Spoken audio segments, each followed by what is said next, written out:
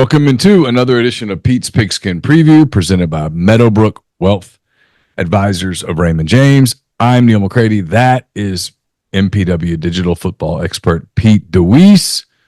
Ole Miss, as you probably are aware by now, lost at home to Kentucky 20-17 on Saturday afternoon. The Rebels now 4-1 overall, 0-1 in the SEC. They dropped to number 12 in the Associated Press poll. They hit the road this week for the first of two straight SEC road games.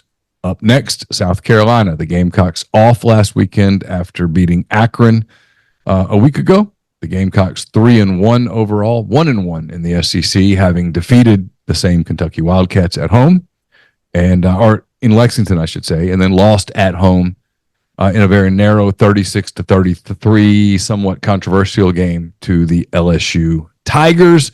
LSU, by the way, on deck for Ole Miss in Baton Rouge. That game, no surprise, 6:30 on ABC. It's the third game of a triple header that day that features South Carolina at Alabama, Texas and Oklahoma meeting in Dallas, and then Ole Miss at LSU. So next Saturday should be an interesting day of football, but quite frankly, we're not there yet. We got to get through South Carolina first, Pete, and we'll start on looking back at what happened to Kentucky, what's to expect with South Carolina first. I want to tell you that we're brought to you each and every week by our friends at Meadowbrook Wealth Advisors of Raymond James. It's a full-service investment team based in Jackson, providing financial planning and investment management to clients across the state and the surrounding areas. Ryan Geary and his partners are a local team that utilize the strength and resources of a national firm to bring their clients an impeccable level of service. This includes access to investment strategies, portfolio managers not available to all investors. If you are interested in a no-obligation consultation or you just want to be added to their monthly market update email list, reach out to financial advisor Ryan Geary with Meadowbrook Wealth Advisors of Raymond James at 601-368-2215 or ryan.geary@raymondjames.com. Raymond James and Associates Incorporated, member New York Stock Exchange, SIPC. Pete, how are you? I'm doing well. How are you? I'm good. It's been an interesting few days, but I'm good. And I guess I'll start here. You are around football quite a bit. Sometimes the better team doesn't win. It happens. In your mind, what kind of stuck out from Saturday in Oxford when Kentucky took a 2017 win? You know, it was weird. We because of the hurricane, we actually had to reschedule and play our game on Saturday morning. So we kicked off 10:30 a.m. Eastern time. So I had no idea what the game was until game had ended. We've cleared the field. We're cleaning the locker room, getting on the bus to make the drive back home because we played about an hour and a half, an hour and 45 minutes away. And as soon as we got on the bus, checked the phone, and pulled the game up. And it was, obviously it was a close game at that point. I think I saw two plays before halftime. On the course of the bus ride back, I watched as much as I could. There's conversations going on. We're rehashing our own game. So I didn't see it all. And then I watched the last 5 to 7 minutes uninterrupted. So I saw the ending. So it was interesting to me once I had a chance to actually go back and watch the whole thing play out. And there's just so many things. In a lot of ways, it was kind of the perfect storm. There were some matchups along the front that I think everybody knew would not be easy, that certainly didn't go the way of Ole Miss as far as the Ole Miss offense is concerned. The thing that Kentucky did better than I anticipated, and credit to them for doing it, is they were able to match and play man-to-man on the Ole Miss receivers and the Ole Miss tight ends with a little bit more effectiveness than I anticipated.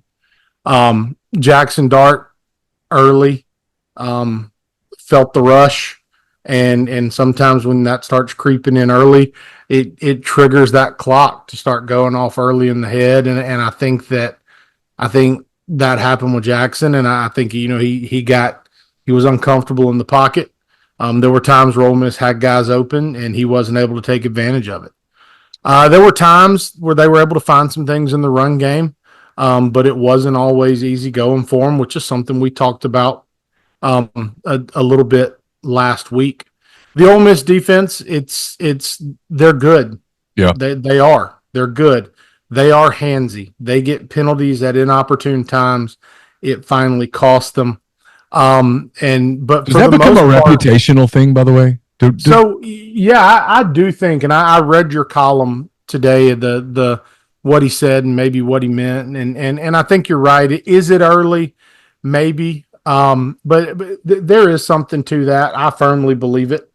That you'll have officials that come in, and if you're the most penalized team, it doesn't just go away. Suddenly the flags keep flying when for some teams they just don't. It is what it is.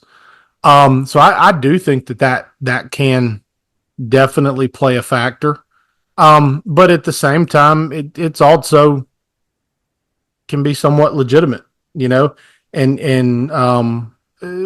Ole Miss being as aggressive as they've been in the back end at this point in the season. I mean, we've seen it called several times. They've gotten away with it a few times.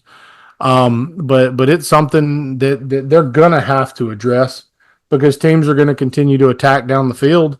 And there's not right now, the numbers aren't showing that people are completing these plays down the field.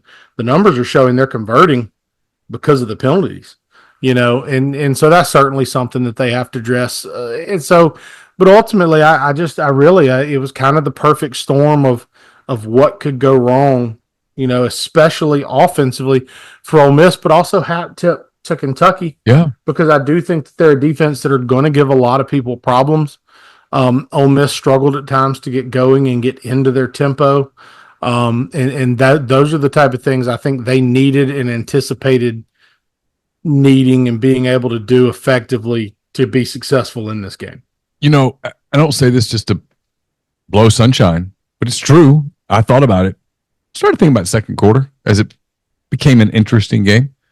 I thought if you watched Pete's show, you're not shocked by a couple of things. One was Walker, number 0, is just such a disruptive person. Even when he didn't get penetration, he ate so much space. I mean, he ate almost 3 gaps at times, and he's long, and no one could push him. Even when he didn't get penetration, he didn't get pushed either from the line of scrimmage. He was just like this big boulder just sitting there in the middle, and you had to kind of work your way around it. And then the other thing, and you pointed this out, I remembered it vividly a couple times. There's a temptation with Vandegrift to look at the South Carolina game and go, he sucks. And it wasn't that. And there were 2 or 3 moments in that game where his athleticism extended a play and they were able to extend a drive, whatever. And I was like, if you were watching, and again, I don't just say this to blow sunshine, it's the truth. If you were watching Pete's show with an open mind, you're like, oh, yeah, he told me that guy was more athletic than he gets credit for. And there it is. And as the game went on and they kind of dictated some tempo and they take their time and they eat clock and you shorten the number of possessions for Ole Miss, you shorten the number of plays. And if you listen to Lane on Monday, you can tell it still frustrated him that they only had 50-something plays. He'd like to have 80-something plays. They had 50-something plays, and every play sort of becomes precious, and you sort of become a little urgent, not panicked, but urgent. And if you don't fully believe in your running game, and that's my next question for you, do you think they believe in the running game? If capital I, capital F, if you don't fully believe in the running game, maybe you kind of don't go to it, and before you know it, you're in the third quarter, and it's no longer a 60-minute game, it's a 20-minute game, and that's a completely different thing, right? I always think about things in basketball terms. When a team's trying to make an upset in basketball, the coaches will say, hey, let's just win this segment. Let's win this segment. Let's hold firm with this segment. Let's shorten this thing from 40 minutes to 30 minutes to 20 minutes to 10 minutes. And now all of a sudden it's a 6-minute game. Hey, we don't have to be better than them for a whole game. We need to beat them by 1 point for 6 minutes. And that's a completely less daunting task. And I think that sort of happened in the Ole Miss Kentucky game. Well, and using the basketball analogy again, some teams want to play fast break and some teams are going to milk the shot clock and try to be efficient, right? And so, Ole Miss, and Lane talked about it in the press conference that when I read your article today, Lane talked about winning turnover battle, and he talked about explosives and how those are two indicators of success in the program. And they absolutely are. The old school thought and the way some people still operate is not about explosives. It's about turnovers, and it's about efficiency, because efficiency leads to time of possession, which keeps your opponent off the field. And so if your opponent thrives on explosives and they thrive on big play and tempo and all these things, and you can just be efficient on offense and you can move the chains and eat the clock and you limit those possessions, one of the things that it is going to do is it is going to make, even if the coaches don't get antsy, it is very difficult for a player that is used to thriving in such an explosive offense to suddenly tone it back and be more reserved and more patient. We've talked a good bit about the maturity of Jackson Dart over the past few years, and we've seen him make the check downs and we've seen him do the different things, but we've also seen him still have the ability to be explosive and create all these big plays. And those opportunities did exist on Saturday. They weren't as common as they're accustomed to them being. And on several of the opportunities on Saturday, quite honestly, Jackson Dart and Ole Miss didn't execute. And sometimes that's going to happen, and that's part of the game. But you talk about the run game. I don't know how much faith they have in the run game. I think some of that is the shuffling of the offensive line. I think some of that is about the backfield. But one of the things just of note to me, and maybe I missed it because it was one of those things that hit me later in my review of the game, but by my count, Jackson Dart as a runner or with an actual option to run, I think it was only called 3 or 4 times throughout the course of the game. If you think about last year and you think about big games, think about the LSU game, think about the Auburn game, and think about some games that were sticky for a minute. And, Ole Miss suddenly kind of found the spark and they pulled away, which is what everybody was waiting to happen on Saturday. In every single one of those games, Jackson Dart as a runner played a major factor in igniting that offense. And so I think to some degree it's a whether you want to call it a pitch count or just a preservation thing. I think they know what the goals are, and the goals haven't changed. It is one loss. They run the table. This loss is a blip. And I'm not telling you they played well enough to make you think running the table is a legitimate thing right now. No, but the goals exist, right? It is still there. And if you want to reach that goal, you need 2 on the field, right? And so running him too much now, getting him banged up like he was last year. Yeah. He got hurt against, I don't remember the date of the Arkansas game in Oxford last year, but Jackson got hurt in that game, early in that game. Yes. And they won. They were the better team, but that game got squirrely with like 12 minutes left. And so it was, again, you shorten a game to 12 minutes and it doesn't really matter who the better team is. Now it's just about 12 minutes of football. And then after that, he wasn't effective against Georgia. And truthfully, they weren't very effective against ULM or Mississippi State. No. He got a break, and then he was pretty good against Penn State. But the last month of the season after he got hurt against Arkansas, he was very limited. And so I'm sure that's in the back of people's mind, right? I absolutely think that the way that they're running this offense right now, that's part of it, Yes, we've seen designed runs in every game, but go back to the Wake Forest game and watch him run over a linebacker, and it's more evidence for them of why they need to protect him to get where they want to try to get. And so I think from a run game perspective, what has made them effective in the run game in the past is the ability to do things with the quarterback, and right now that's not on the table. So they're having to pick and choose when and how they throw the football. So the floor is yours, my friend. Let's dive in and let's look at a few things real quickly. So just want to start with a few clips offensively the other night. In kind of some early in the game, some late in the game, but this is actually second down. This is the second play for the Ole Miss offense, and it actually is something that we talked directly about last week on the show, and talked about getting into these wide spread sets, maybe even stacking receivers on the outside, might be the best way for Ole Miss to get a light run box to try and run the football. Because they don't want to use Jackson Dart in the run game and because the matchups may not have been there for them, particularly in the middle of the offensive line, they didn't really go to it as much as I thought that they would, as much as they have at times in past seasons. But they go to it early, not to run the ball, but instead to try and get some easy work in the passing game. So they go and they just work little hitches with all receivers. They get the coverage response they want.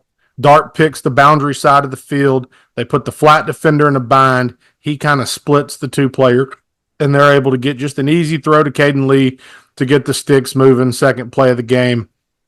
Nice little gain. Ole Miss immediately jumps right back into the exact same formation. They go with the exact same call, and they try to get the exact same result on first down. Okay. So they come out this second time, they get a little bit different coverage look. On the previous snap, the corner was back, the outside linebacker was here. Now they're going to cloud it. They're showing the backer is in pressure look. He is now part of the box count. Now you've got the corner clouded. Dart probably should have put his eyes down to the field. He starts his eyes to the boundary. So he's looking to get the same look to the boundary. And I take that back. He actually does come to the field. Shame on me. Okay. But for whatever reason, he doesn't like it. A lot of times we have seen him here take that ball right now and put it on Pigskin. I don't know if Pigskin works further upfield than Dart's anticipating. I don't know if the timing's not there, if it's something else that is in his vision. Maybe it's the backer that's flowing out, or it's something about the pressure. But instead of taking the easy throw to the open receiver that possibly could have resulted in another first down, he gets his eyes back to the boundary. If he's in rhythm, Caden Lee is still open. He's late to it because he's coming back across and what should be a half field read. Pick a side, work a side, find my softest, my shortest throw, softest leverage, get the ball out in rhythm. He comes back across, and now he doesn't have the confidence to drive it into that window. And then this was something that I saw several times throughout the game that I was a little surprised about, okay? Dart starts to flush. He gets out and rushes. You watch the Ole Miss receivers on this play, and for the most part, they are very stagnant. Typically, you are going to work scramble drill. You are going to work it throughout preseason. You're going to address it some during your weekly practice schedule. You're going to naturally get some scripted in your team segments as things develop. And here you see as he starts to break and bust out of the pocket again, things are stagnant. Trey Harris pushes verticals for a couple steps, stops, comes back. Pigskin knows he's open. He doesn't feel the need to respond.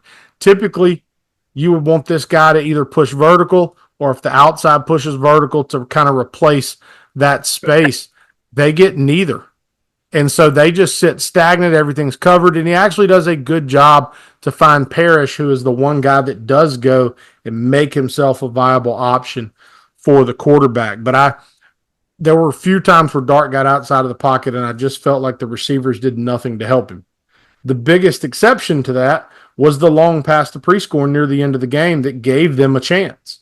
And it was one of the few times where you saw a guy respond to the pressure and go find space, and Dart did a fantastic job of getting him that ball.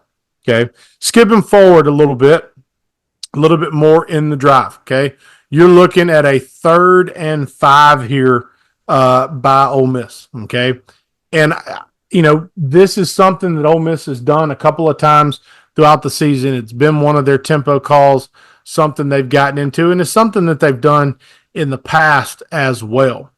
They're going to go with what's known as shock concept to the boundary. So it's going to be an outside release hitch.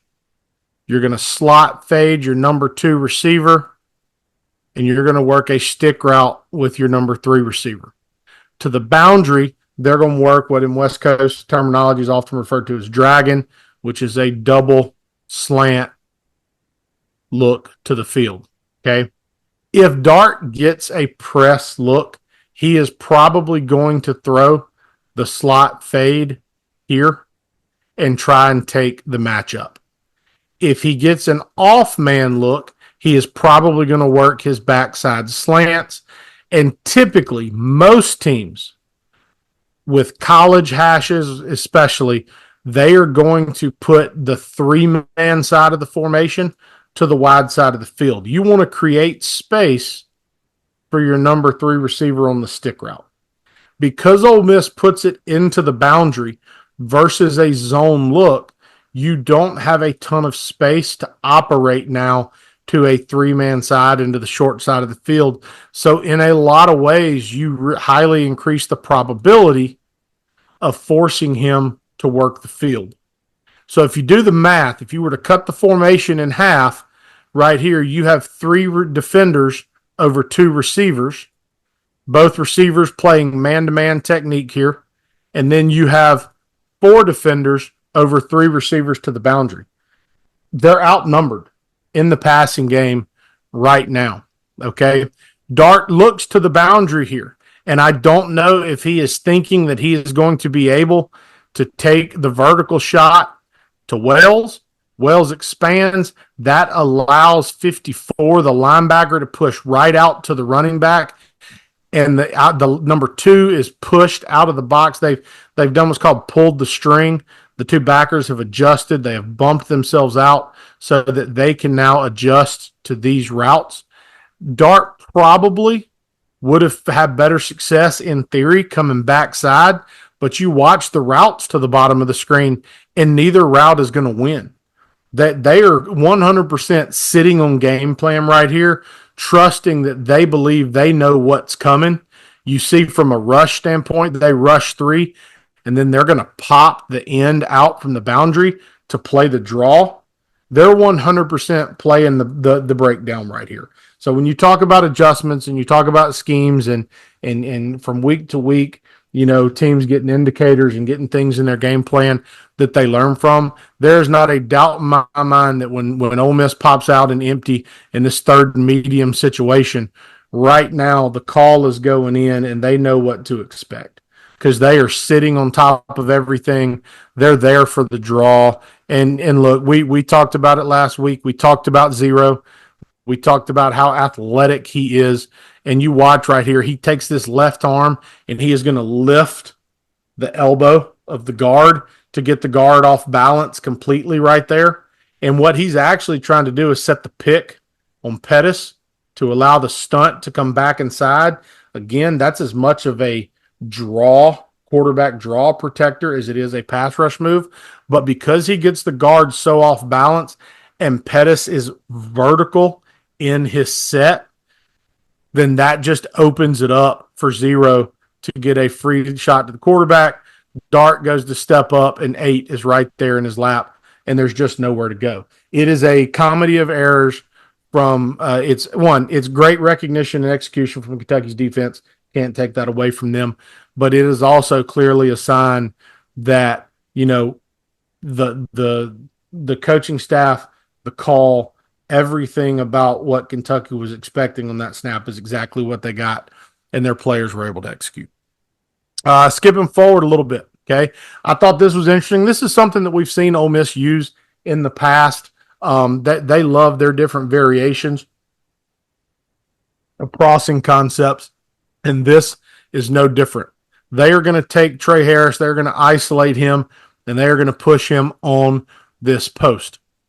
Most often, there is a player on the right side of the formation for the offense that is going to be in the flat. Here, what they do instead is they bring Prescorn from the opposite side of the formation on a shallow to occupy the same route space. Caden Lee is going to work the crossing route, and then you're going to have the backside curl with the running back having a possibility to check out and kind of complete the entire concept. What actually happened right here is Harris is going to win. Harris is going to go. He's going to beat the leverage of his corner. He's even. He's leaving. The safety is out of position. Dart decides to let this ball go, and it's there. At this point right now, Trey Harris is beat, and this is a throw that they collect on quite a bit. Okay? And if they connect on this, it is an explosive play. Are they going to score right there? I'd say it's unlikely because the safety does recover fairly well. But what you want to see if you're Jackson Dart, you would love to connect on that ball. And if we do, we talk about it being a great throw and we never say anything again. What you see a couple of times throughout the course of this game is Ole Miss gets the effect they want. There's the safety right there being affected by the route of Trey Harris. Prescorn has held these linebackers. Here is all of this route space that Caden Lee is running into. If Dart is not greedy right here, and again, it is hard to tell him he is wrong. It is an elite wide receiver with leverage down the field. It's hard to say you're wrong.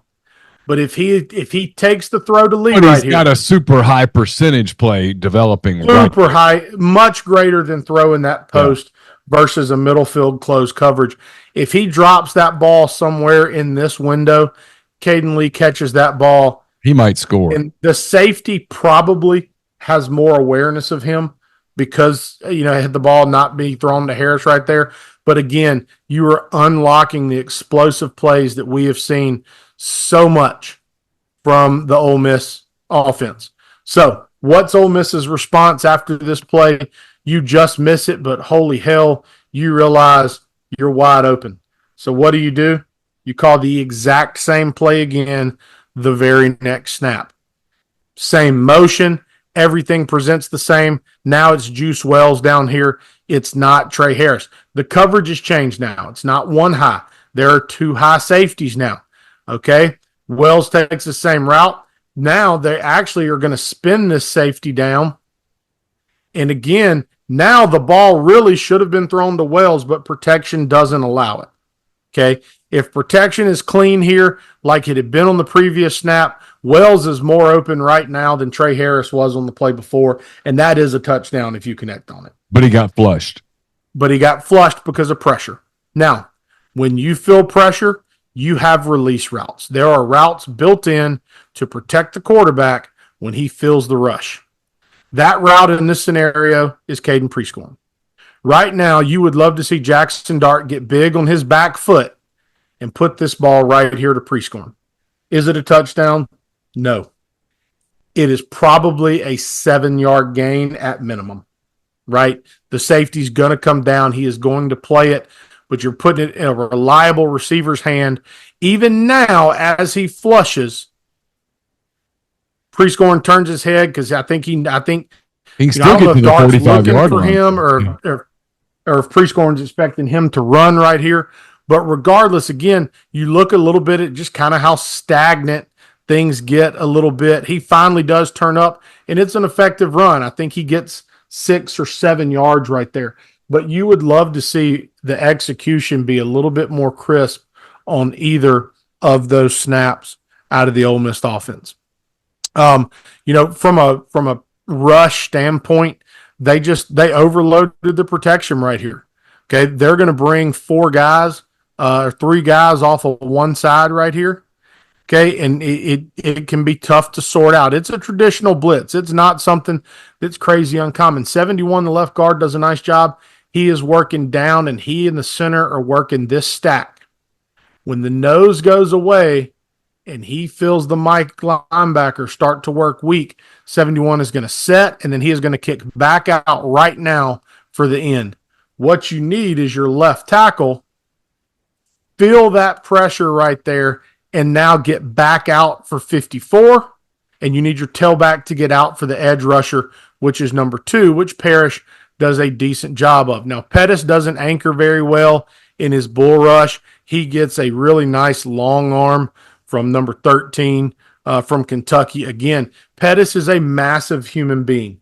We Ole Miss fans know that. And when you look at this snap, the length and leverage that Kentucky plays with on that defensive front, I mean, they are also a bunch of freaking massive human beings. So Ole Miss just misses here. You give any more time, it's a completion. The sticks are probably moving. Instead, again, you're setting off that clock early in Jackson Dart's mind, and you are eliminating some of these big plays. Okay. Pushing on much later in the game. Okay. I think this is one of the adjustments that we saw out of the Ole Miss offense. Again, they run so many variations of cross where they get, somehow some two-man concept to the field, and then typically it is a backside curl. They are going to isolate Harris right here, and they are going to show you that same Y cross coming from right to left for the Ole Miss offense. Instead of running the traditional curl that they typically run, the curl or post that we see from the outside receiver, Harris is going to stick his foot in the ground and push back outside. I've heard that route called a lot of different things. I used to call it a pinch route when we had a good receiver that ran a decent amount of it. So he's going to push inside. They've recognized at this point, okay, that Kentucky is playing a lot of man-to-man from depth. They're not afraid of it. It's not just soft zone coverages. They are matching everything. So they know right here if they can protect it, they get a four-man rush. So it's a situation where they feel like they can, and it's a well-executed route by Trey Harris for a good completion, and it's one of the few explosives that we really see compared to what they normally do as an offense. Thought that was a great adjustment, a great way of recognizing what they were doing coverage-wise, great way to attack it, great execution. So now we're skipping forward a few plays later, okay? And this is one of those that Ole Miss would love to have back. And they make up for it a couple of plays later, but they want to work a vertical shot to Trey Harris. And the protection here is not bad. It's actually a really nice job by the running back of stepping in and getting the linebacker and giving Dart somewhat of a clean platform to throw from. He is trying as much as he can to hold this safety with his eyes. He is putting his vision here to hold that safety because he wants the one-on-one. What the Kentucky corner does a phenomenal job of here is knowing where his help is. So when this play starts, watch the corner. He's going to skate outside and expand with his feet, and he is going to force this inside release. Yeah. Because Dart is holding the safety to the left with his eyes, he doesn't see the inside release. Trey Harris tries to get back on his stem, gets held a little bit, but he tries to now get back on the outside hip of the DB, but it's hard to do. So Harris ends up inside the DB, but you watch the ball is thrown on the outside. Because Dart has to hold the safety and Harris isn't able to end up on the landmark that Dart anticipates, it's a low percentage throw at that point. It's the distance is right. The timing is right. It's simply a landmark issue based on the release that Harris is kind of forced into right there. You and I say it all the time. The other team's trying too. The kid makes a play. Absolutely. And right here, it's a well-executed job by the corner to force that release. And again, he gets away with this little bit of a hold. Now, if the ball's in the air right there, Ole Miss gets the call. I firmly believe that. Ball's not in the air. They're not going to get the call. There's the ball, and it's just that simple spacing issue. Yep. So you pop to the next play. It is 3rd and 5, and I'm watching this, I believe, and I can hear the boo. I mean, I don't have the volume turned up loud. There's people everywhere around me, and I can hear the boos, almost the questioning of what in the hell are we doing when it's 3rd and 5 here and Ole Miss chooses to run the football, okay? They knew that the analytics told them they were going for it on 4th down.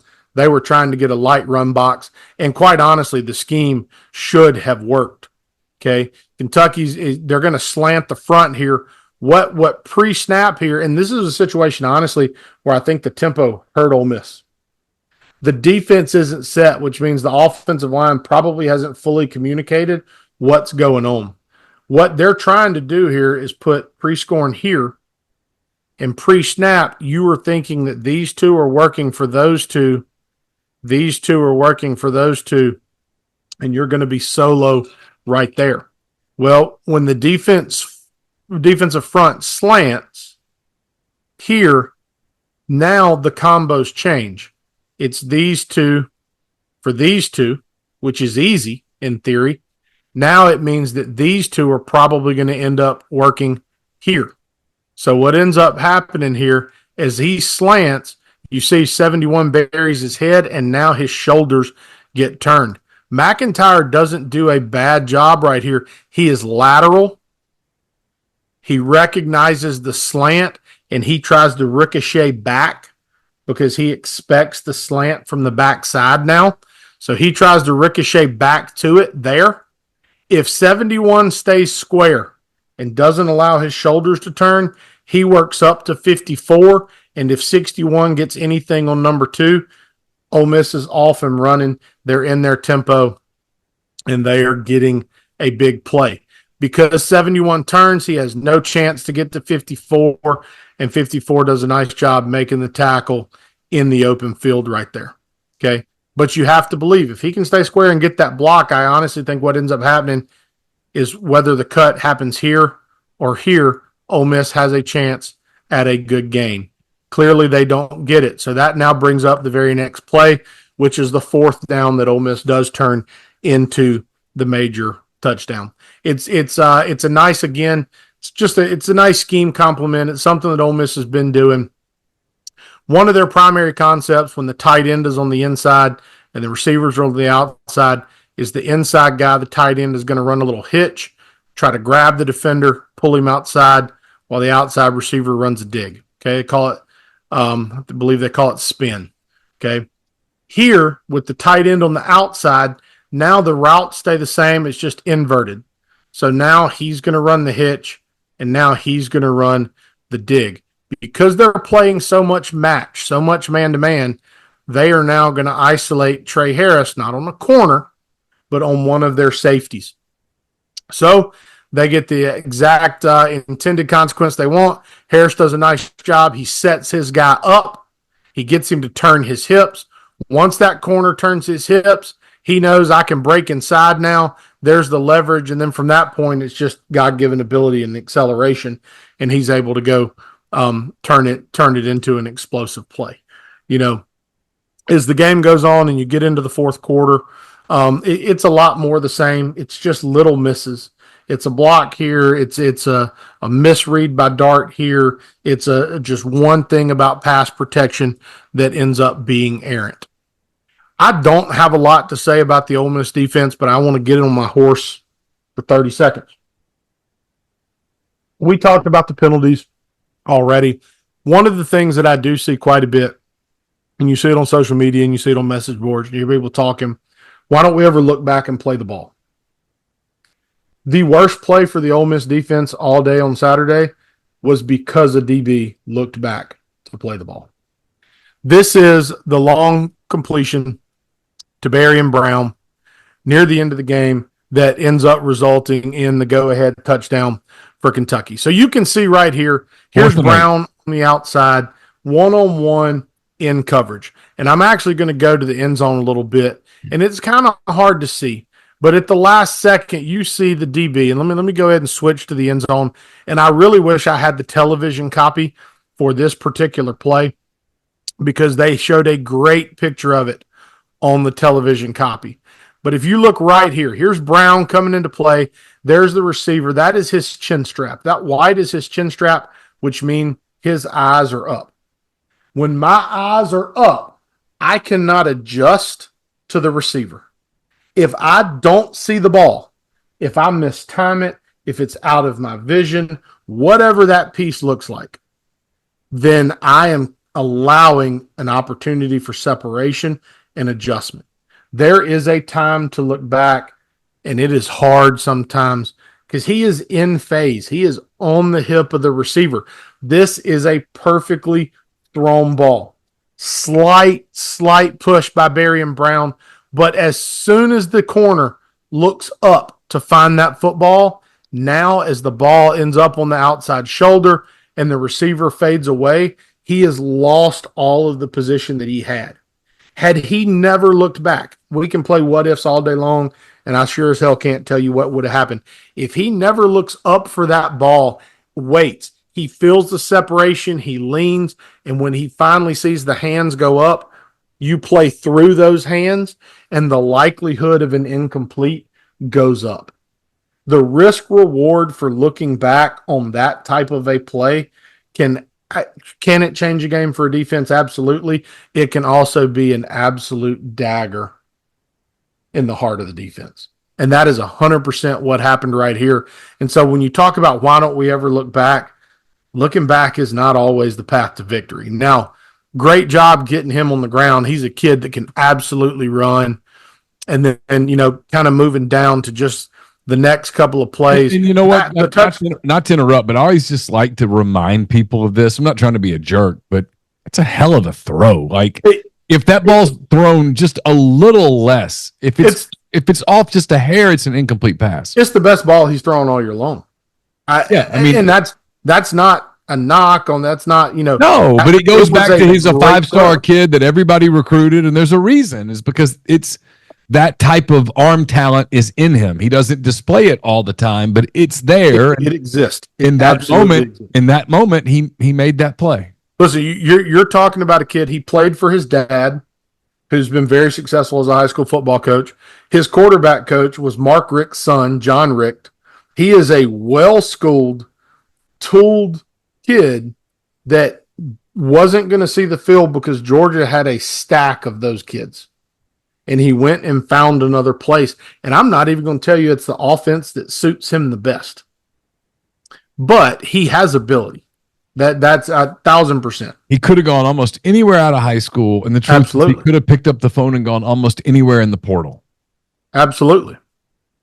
So, the actual touchdown play, not even going to spend time on it. Ole Miss didn't defend it that poorly. It was just a fluke thing. They force the damn fumble. It goes right into the tight end's hands. Kid gets lucky. This is where you see the big play, and this is one of the first times where I really felt like, from a defensive standpoint, the lack of awareness and communication killed Ole Miss.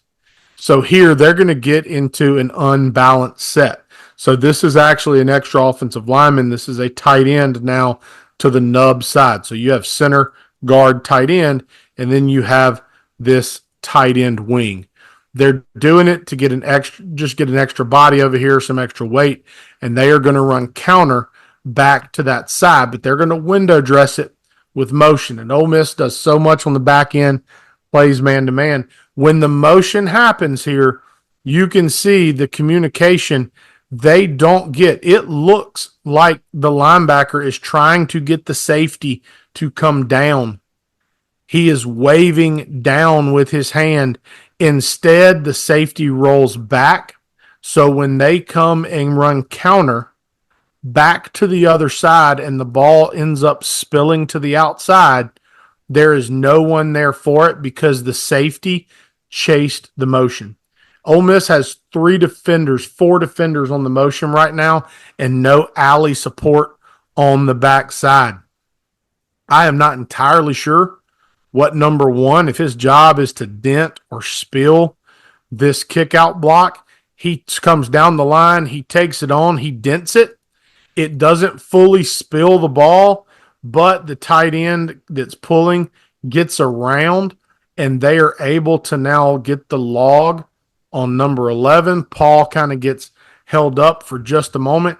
If had the Ole Miss defense not vacated their safety, had the motion brought him down or even kept him in position, then this play does not happen. But because they void the alley and there is no safety, it is an easy first down run to get them down to the 5 and set up the ultimate scoring play. And I am sure that is one of the plays that probably from an execution standpoint really got the Ole Miss defense frustrated in the film room. Okay. So don't want to spend too much time, but I do want to get into some South Carolina defense, talking about LSU. I think Kiffin said it in the press conference. They are an entirely different beast than Kentucky. It is built on speed much more so than it is built on strength. They are not going to play as much man to man as Kentucky. At least that is not what I anticipate them doing. They are going to build numbers and they are going to throw pressures. Kentucky was fine pressuring with 3 a decent amount or pressuring with 4, playing coverage behind it and trying to force Dart to hold the ball and let their games up front make a difference. South Carolina is more likely to throw numbers at the rush and try to get you to get the ball out in a hurry. Okay. You look at this defense, they fly around, they play fast, and they are incredibly aggressive. Here's what I can't tell you. They are dynamic from an athletic standpoint up front. When I broke down this Kentucky game, or this LSU game specifically, and all the talk is about how good this South Carolina front is, and they're good. I'm not taking away from that. So much of their production defensively in this game was at LSU's error. More so, if not, or as much as, if not more so, than it was South Carolina's execution. Okay. So I'm going to show you some examples of that. So here, okay, they're showing a potential 5-man pressure look, and they're going to motion the tight end out to try to give some type of an indicator. And you see the linebacker starts to bump and then goes down to make communication. So they're going to keep the pressure on right there. Okay.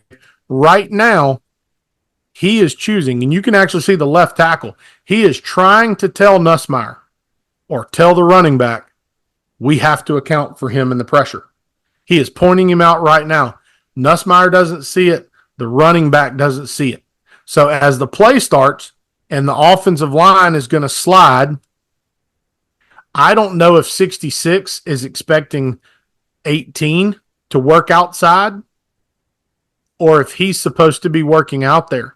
But right here, it's as simple as 18 coming across for the pressure to the right, and they leave a guy unblocked off the left-hand side that gets a free shot on the quarterback. And for the record, for people who don't know, 66 is a first-round draft choice. That's Will Campbell. He'll go first 10 picks of the draft.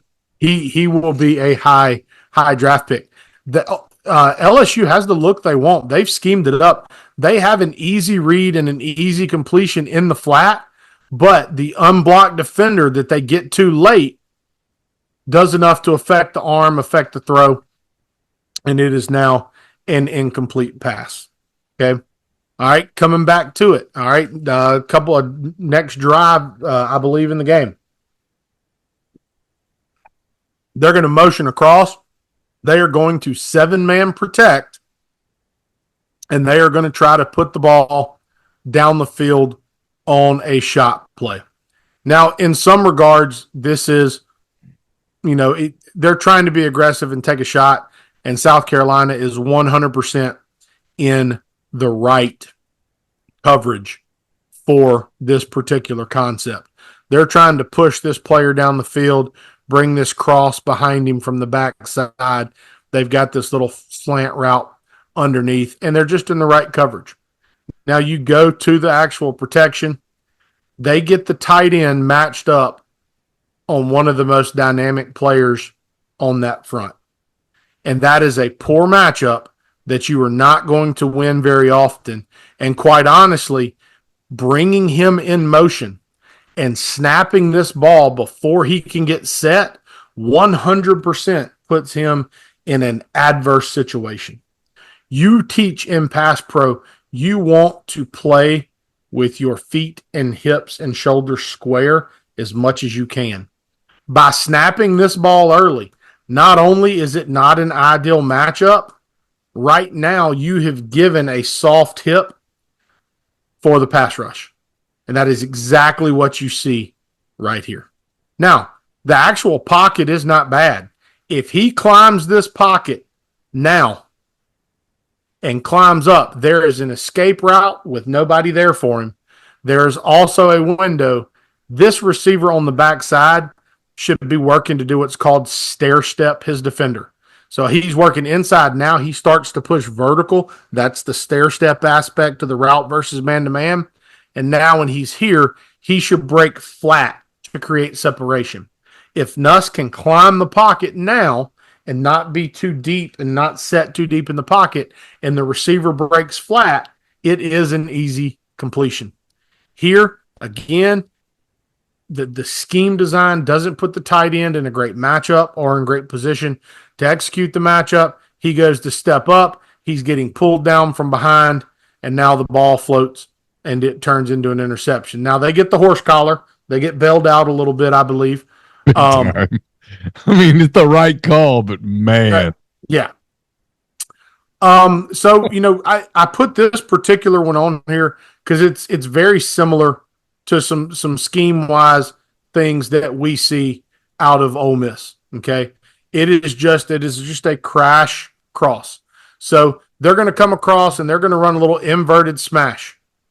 Ole Miss actually ran this play, I think, 3 times last week. Back is going to leak out late. It's just another variation of their Y cross concept, okay? Here, his eyes should start here to the boundary, and he should be reading this corner or the flat defender for his indicator, okay? Right there, instead of shutting the route down early, he pushes vertical and kind of comes back down his stem. If this route is not as deep, and if this ball is thrown here on this outside shoulder, it is a completion. If the corner drives this any tighter, you now have the outside route over the top of him that is going to be open. Here, the pocket is clean. The pass rush, they work a stunt. It is not a well-executed stunt. You would like to see, as he comes across, him to come right off his hip to be able to now get vertical again. You can see the stunt. He's too deep, which means it takes him 3 days to actually get back into the pressure. But it's just poor execution by the LSU offense. It's there. The concept is there. The scheme is there. They allow it to be covered. It's not a poor play by the defensive back, but it's a combination. You push your route too deep. Your timing's not good. You're not back down your stem. You're just setting yourself up for opportunities that could be successful where you are not. Okay. So they are going to come back, and again, they're going to try to work the exact same thing, similar thing anyway, to the field. So they're going to split the field in half for the quarterback. Okay. They're going to work the same type of technique here. So he's going to now push vertical after the motion into the corner route, and he's going to try to create the rub where he's going to delay, and work out. This is a man beater side. It is also a cover 2 beater side. To the boundary, they are going to work the little spin that Ole Miss loves so much in passing situations. If he gets one high zone or even a deep cover 2, he can like this boundary. This is a man-to-man look. They are playing a match technique here. You have a one high safety. They are playing man across the board, so he doesn't make a bad decision to work the man-to-man side of the field right here. They get the effective rub. Ball floats a little bit, but they're still able to convert it for the first down, okay? From a protection standpoint, they are giving you a 5-man rush look. They will bring 5, and they will add a 6th. They will also drop out and only rush 3 or 4, but they are going to make you have a plan for the rush.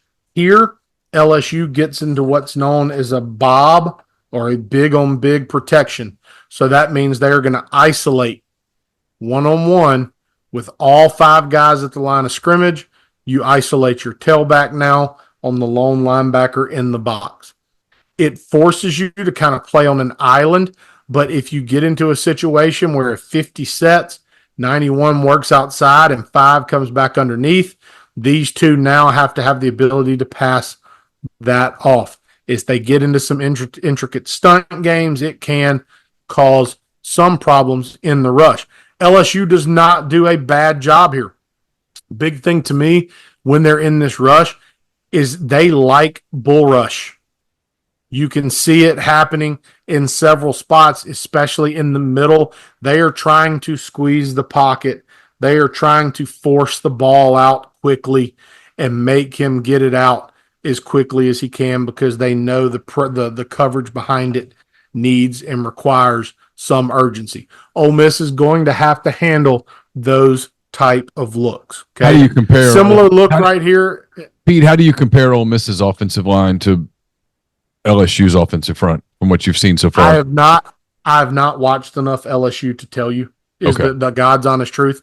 There are certain things that you know, Yeah. and then there's a lot of unknown at the same time. Yeah. You know, as far as just from me, because I have not watched enough of them. There are certainly some athleticism in this front. That definitely exists. Okay. But here's another look. Again, look at the rush here. You have head up, a 4-eye, and then this wide defender. And then you have nobody in A gap or B gap, but you have two wide defenders to the left, potentially a third, and you still have the mic. So they're going to get back into the same big on big rules. Okay. They're going to lock him, these two for these two for these two. Tailback is going to be there. Okay. Here, the other option would just be to simply slide the front. All right. Here, he's pointing out what pressure, where he thinks it's going to come from. And here, the tailback, the quarterback chooses to put the tailback on this rush, which should trigger one of these guys back inside. It doesn't. They miscommunicate the protection. So here, instead of the tailback being on the Mike linebacker, he ends up chipping on the guy that's already being blocked by an offensive lineman. The Mike linebacker comes free, and now that's what creates the sack. You have to be on the same page in your protection. If you're going to send the back out, you have to get the guard back inside, eyes to the backer. Or if you're going to keep back isolated on the mic, you have to be big on the outside, and you have to work the fan. Here, just one of the handful of examples in the game where LSU absolutely busted the protection, and it's got as much to do with the bust as it has to do with execution from South Carolina. Okay. Just moving on, just show you kind of a couple of more. There are times in the game, quite honestly, where I think there were some reads that might could have been a little bit, handled a little bit better for LSU. I don't know if this is a live RPO right here or if it is pure window dressing, but they're going to bring their receiver around and they're going to work a bubble screen to that side. They have two receivers to block two defenders. The third defender is here, deep, way out of the run fit. They are going to work a same side pin and pull to the right, so the quarterback really can't see the picture and the way it's changed over there. If he were to pull out of this mesh and throw the bubble, there is space to potentially find plays. He instead stays front side, and again, if we just cut it in half and do the math, you have 4, 5 defenders with the 6th and 7th that are also in the run fit. You are outnumbered in the fit. You could block this absolutely perfectly, and you're probably not going to be ultra successful, right? So there is opportunity, I think, if Ole Miss in their RPO game wants to work certain scenarios. I do think there is opportunity to get the ball on the edge, especially in tempo. Okay. Here's another one that are kind of funky looks for pressure right here. Okay. You have 3 defenders, defensive linemen to the right side of the offensive line, 1 guy again to the left. Okay. They are going to show these looks, and they are then going to manipulate the rush and move guys post-snap. They've got 6 off the edge. Here comes 22. 90 is plugging A gap. They're bringing 91 back across, and he's going to work off of this guard. 22 stays outside. 91 is going to fit here. If 22 comes inside, he's going to work around to the outside there, and they are going to build their pressure. 18 is coming late. He is reading it. As it develops and the guard chases 91 on the loop, he is going to come late in the stunt. So you have 1, 2, 3, 4, 5, 6 defenders versus 6 blockers, but the chaos of the movement causes all types of problems. Now, they're also trying to execute a screen right here. They are trying to get the running back out in the screen, and in theory, if you get it out there, it might have a place to go. The reality is there is so much movement and misdirection in the front, it is hard to get those running backs out. Just chaos. Traditional screen pass. It is absolute chaos. The other thing that happens is you have players, they have awareness. So as 91 comes around and realizes the elephants are going on parade, well, he's going to go grab some peanuts, and he's going on parade with them. It is – people talk about we don't see a lot of screens out of the Ole Miss offense. We absolutely do not. I think you see fewer and fewer schemes right now, inside screens in football in general because of how much chaos there is on the modern defense. Okay. I just think the defensive linemen are so athletic now. So damn athletic and so long. I just think it's so much of that. And then you school them on watch for screen, and you see it all over the place. They're watching for screen. And when they read it correctly, they're big and they're long and they're fast, and they just tear the play apart. It can be a very expensive thing for you to spend time on as an offense, and it is very much a feast or famine play. Here's one a little bit later in the game, just showing you right here. They are actually going to bring a 7-man pressure. You do not see a ton of 7-man pressure, especially with defenders playing this far off. Now, here, they execute, and the kid drops it. This should have been a play. At the same time, if Nuss reads it differently, if he sticks his foot in the ground, this corner route is completely uncovered for a touchdown. His tight end is underneath, is probably his best option on the play. He tries to throw it to his outside receiver. It's a very common red zone route scheme. He throws it to the outside receiver who ends up dropping the ball. If he throws the corner to his slot, which again is going to be tough because of the pressure, or if he takes the underneath to his tight end right here, it is again an explosive play, potentially even a touchdown because the athleticism that the Taylor kid has. If he throws this ball here, it's a big gain. He throws this ball here, it might be a touchdown. He chooses the outside route, which a lot of times is a good answer versus this type of look. The corner responds fairly well, and it ends up being an incomplete. But again, you're talking about a defense that they are throwing numbers at the rush. That is 7 defenders engaged in the pressure. You better get that ball out quickly if you're Jackson Dart or any quarterback facing this offense. Okay? Because their gamble that day. I want to Their gamble that day, not to interrupt you, but their gamble that day against Nussmeier was if we throw enough pressure at him, he will make a mistake or two that we can turn into – and it basically worked. I mean, if they don't have a crackback block, they win the game. Absolutely. Yeah, no, they very much were in position and could have won that football game. And defensively, they caused enough havoc. And look, Ole Miss or LSU executed and did some really nice things, but they caused enough havoc at times, certainly defensively, and threw some things at him that damn near hit and some that did hit. Okay. So this is one that, Ole Miss is a heavy RPO team. And one thing you have to be conscious of, and you see it a decent amount out of this South Carolina defense, in particular when you go 4 wide and you try to spread them out and run the football. They are going to present as a 5-man box. You see 5 defenders. This linebacker that has been pulled to the boundary to help protect against the RPO is what is known as a cover down player. If he gets a run read, he is actually going to be responsible for an interior gap. But he is going to play it from outside. Okay, so if you go to this end zone copy, the linebacker that you cannot see, that is all the way to the right of the screen, is responsible for that gap. Okay? Right now, pre-snap, for the quarterback, he is seeing a picture where he cannot throw the RPO.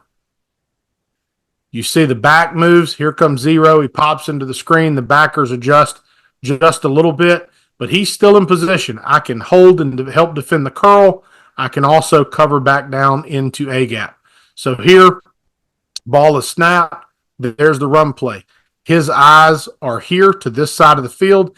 He can't see him. Neither can the running back because his read is most likely this first down lineman on this zone scheme. And there he is coming in to just absolutely blow that play up from depth. And I'll let it run full speed. You can see it. But the very first play in this game, and then a couple of times there as the game progresses, you see the same thing from the same player playing that same scheme.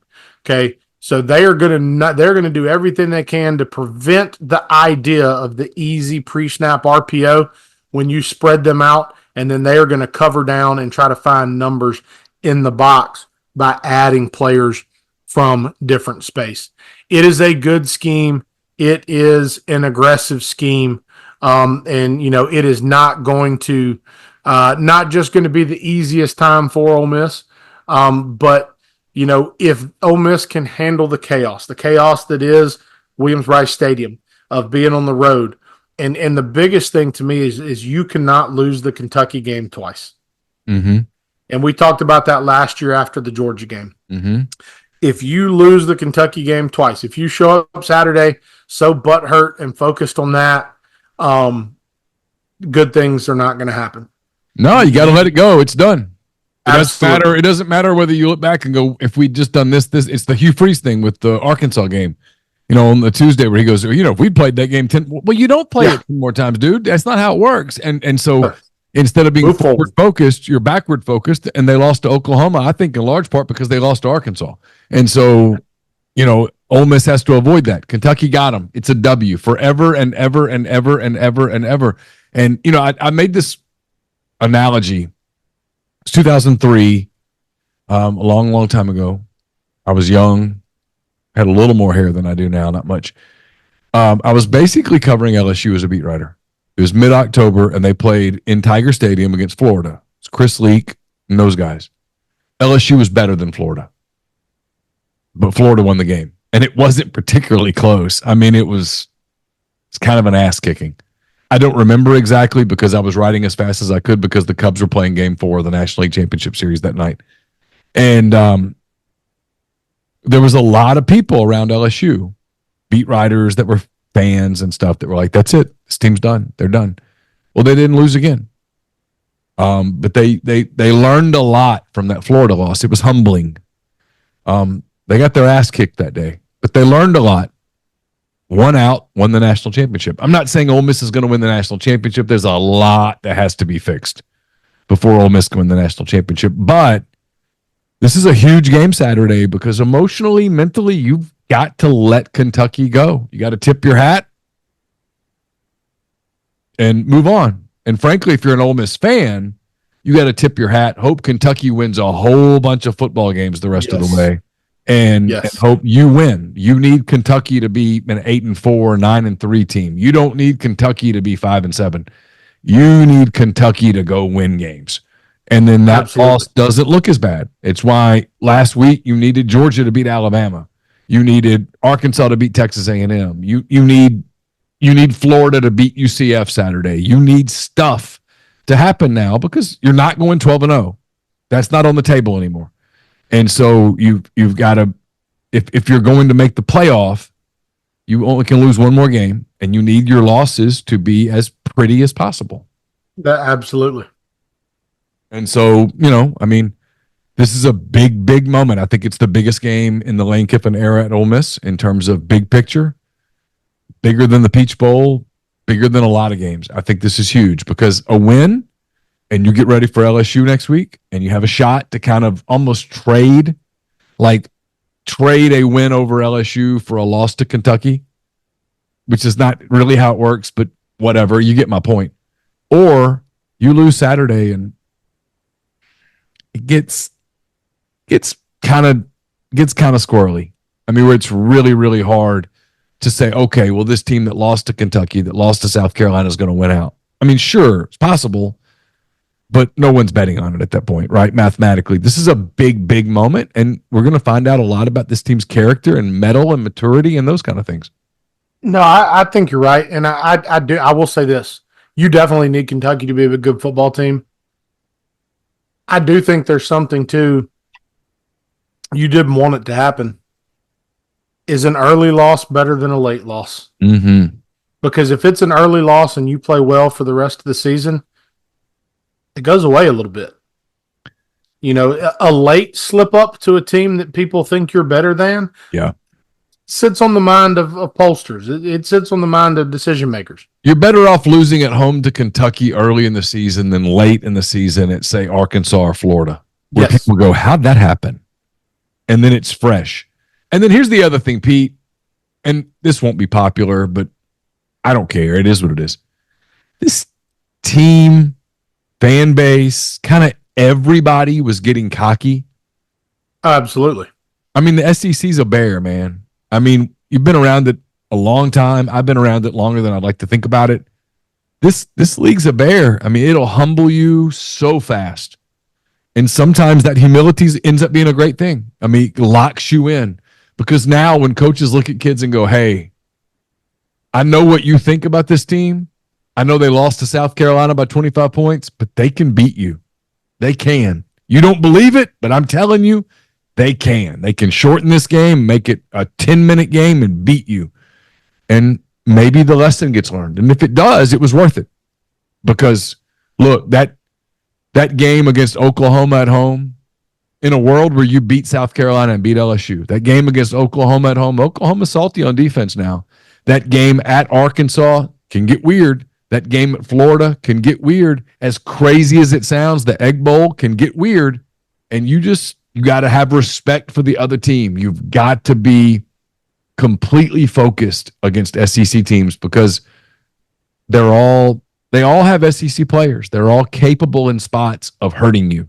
And if you watch the league with an objective eye, you're like, oh, that dude's good. That dude's good. That dude's good. And just a few plays can change a game. And you saw it last week. I mean, Ole Miss outgained Kentucky like 2 yards per play. But when it mattered most, Berrien Brown, who's a stud, made a play. When it mattered most, the Walker kid, who's a beast, made a play, right? And that's the point. Those teams are good, and whether you want to or not, you have to respect them. Yeah, absolutely. So I'm curious to see, I don't think a whole lot changes for the Ole Miss defense on Saturday. They're going to have to be conscious of a mobile quarterback. That's certainly going to be a major piece of the game plan is dynamic guy in the backfield that can carry the football. They're going to have a plan for the Reed game because the Reed game it's what gave LSU fits defensively. But at the same time, I'm curious to see if there's any change in the Ole Miss offense and do they kind of open some things up more, especially in the run game. But tune in Saturday to find out. Ole Miss at South Carolina, 3:30 Eastern, 2:30 Central, Williams-Brice Stadium. If you've never been, bring your earplugs. It gets really loud. It should be a really fun game. We'll have post-game coverage at MPW Digital. And, of course, we'll be back here next week for another edition of Pete's Pigskin Preview presented by Meadowbrook Wealth Advisors. We'll look ahead. We saw a little bit of LSU just then. We'll focus more on the Tigers next week as Ole Miss heads to Baton Rouge for the Woodshop Trophy against LSU. The winner gets that fancy trophy. I think the loser should take the trophy home. It would be more fitting. But regardless, it's Ole Miss, LSU, 6:30 next week. We'll preview it on Pete's Pigskin Preview. For Pete Deweese, I'm Neil McCready. Until next time, take care.